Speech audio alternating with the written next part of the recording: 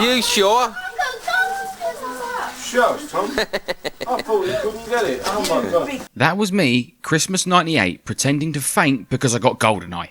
What a drama queen. I thought GoldenEye was the greatest game I'd ever played, and it was a huge milestone on my journey to becoming a lifelong gamer. A few years later, several of the original GoldenEye team would leave Rare and form Free Radical Design, and in October 2000 they would unleash Timesplitters for the PlayStation 2 upon the world. Timesplitters became an instant classic, making us GoldenEye and Perfect Dark kids feel right at home. It's fast paced and action packed right from the start, with the story missions taking place over 9 levels and each level being set in a different time period, having its own characters, weapons and enemies to match. 1 minute you'll be in 1935 exploring an Egyptian tomb with a blunderbuss, next you'll be in 2035 blasting your way through enemies with a ray gun. There's just never a dull moment in Timesplitters. My favourite level has to be the Resident Evil inspired mansion. Each mission has the same objective: find the item that the Timesplitters want and reach the red circle. But mate, are those higher difficulties hard as nails. The maps are larger, the objects are harder to find, the enemies deal more damage, there's more of them, and once you collect the object, that's when the Timesplitters show up and shit gets real.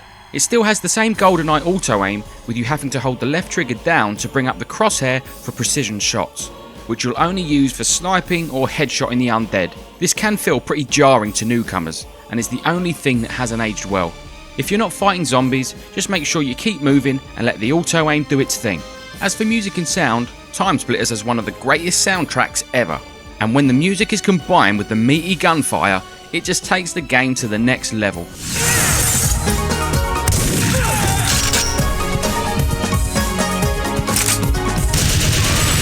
It also had great split screen multiplayer, and completing the game unlocked challenge mode, because who doesn't want to go on a killing spree in Duckburg?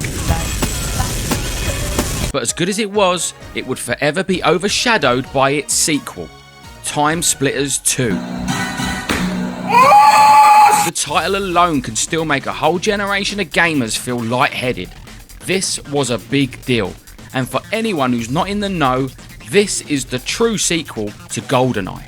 The first level even takes place at a dam, and unlike the big AAA games of today, Timesplitters 2 lived up to the hype, with Free Radical Design adding a little bit more to the Timesplitters story. Starting out with the two main characters breaking into a Timesplitters space station to steal the time crystals so the Timesplitters can no longer affect the history of mankind. Each level has Sergeant Cortez enter a time portal to whichever point in time a crystal's been hidden, with cutscenes at the start of each level to set the scene, the most memorable being the 2 Russian guards on stage 1. These graphics blew me away back then, and even today I think they still have a certain charm. Unlike the first game, you now have a number of GoldenEye objectives to complete before you can collect the time crystal and exit the stage. Timesplitters 2 was up there with the best of its day, no question. I absolutely loved the Notre Dame level, where you have to rescue the big-breasted French girls, hey, then help a shotgun-wielding Quasimodo escape and fight whatever the fuck that thing is. My other favourite level was the Aztec ruins. It was so satisfying to sink a whole bunch of arrows into the enemies, and monkeys. Plus, the graphics on this stage were amazing in places, but this puzzle can go and fuck itself. Timesplitters 2 still holds up, with the exception of the aiming, which can feel a bit non-responsive and clunky at times. But besides that, there's still so much on offer here. The multiplayer, challenge mode, map maker, being able to play through the story missions with a second player, and being rewarded for everything you do with extra content. No microtransactions here, no sorry Bob. And to me, it's still part of an elite group of first-person shooters that shaped my teenage years. Which leads us into another elite first-person shooter, Timesplitters Future Perfect. Say that one more time. What a game.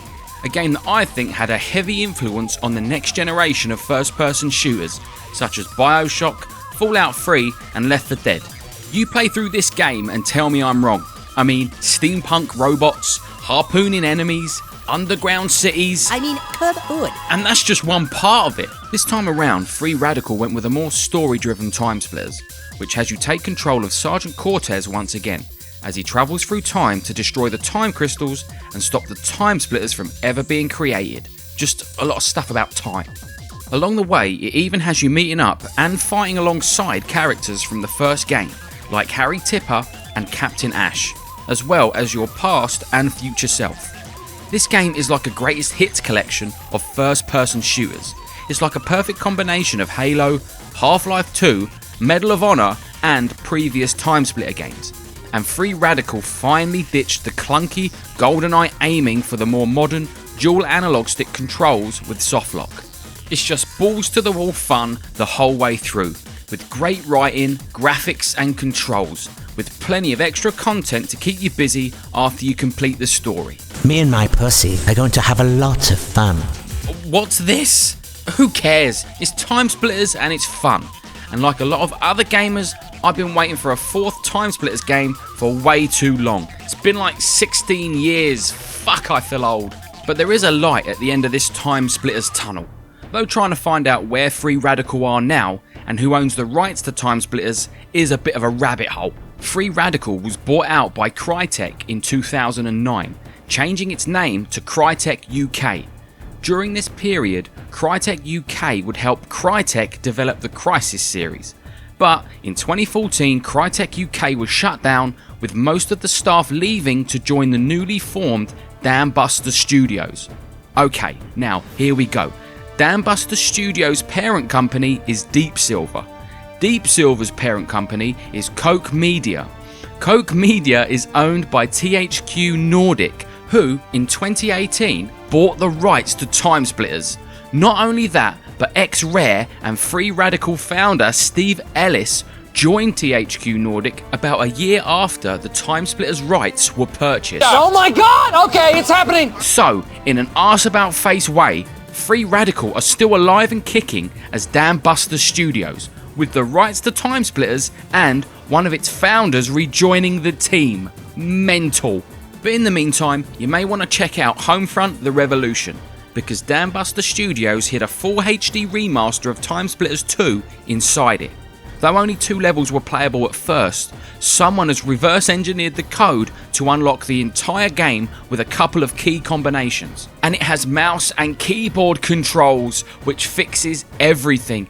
And I can only hope, if there ever is an official remaster or reboot of the series, that it makes it to PC. And if gamers are willing to spend 15 quid on Homefront: The Revolution, which takes up over 40 gigabytes of storage, and then download a save file on PC, or play through several hours of Homefront on console to reach the arcade machine, and then enter a series of key combinations just to be able to play Timesplitters 2 on modern hardware, then that surely has to speak volumes for the level of love and support the franchise still has. Thanks for watching. I've been the Tominator, and you've just clicked to reboot Timesplitters. Hasta la vista.